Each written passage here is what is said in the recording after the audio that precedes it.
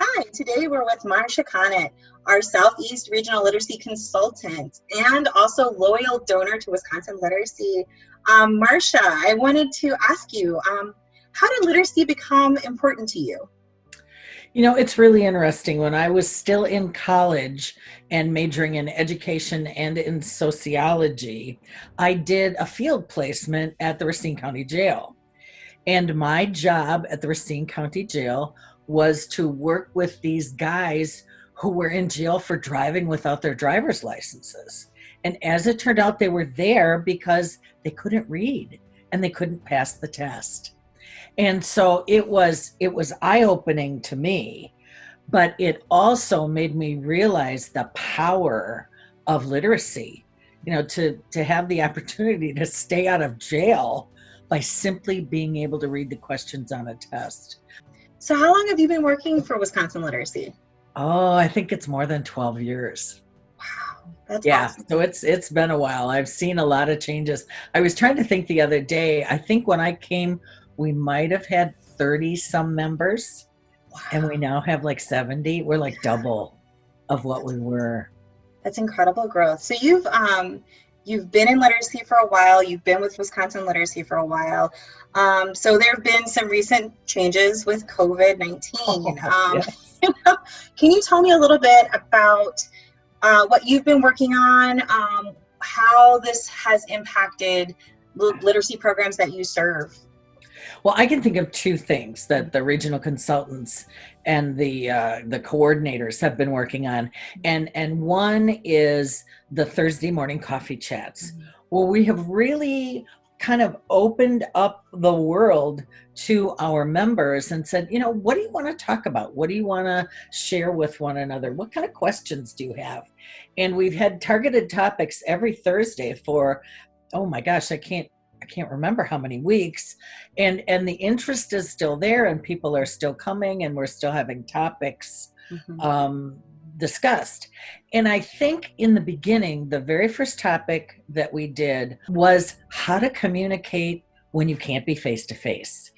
And you know, it was all about what you and I are doing right now. It was all about using Zoom and other platforms, and how to make not so much the learners, but really the tutors more comfortable in doing that sort of thing.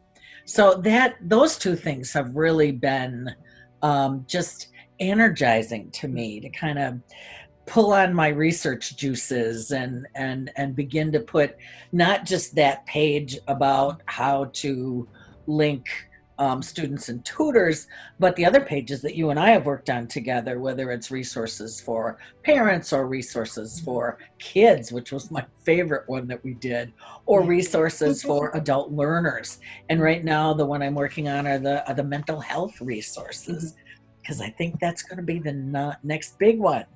What are you hearing from members about those kinds of services and things that they need right now? They definitely have appreciated what we've given them.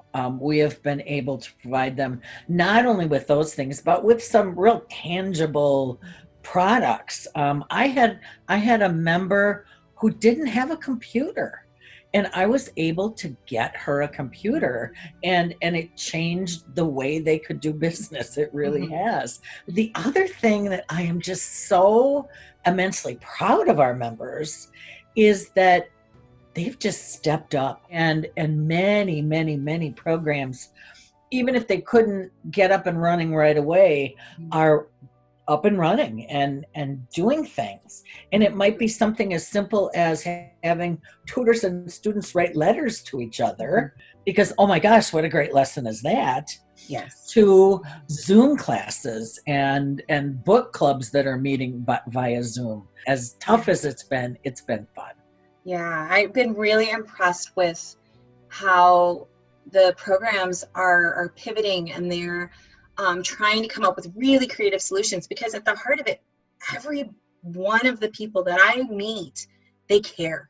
They care tremendously about the learners and also the tutors. Like, they were checking on the tutors and how are you, and the learners and how are you doing. I mean, that's what I always get struck by is just the heart of the people that work Most in all of definitely. our programs and in our staff as well. Yeah.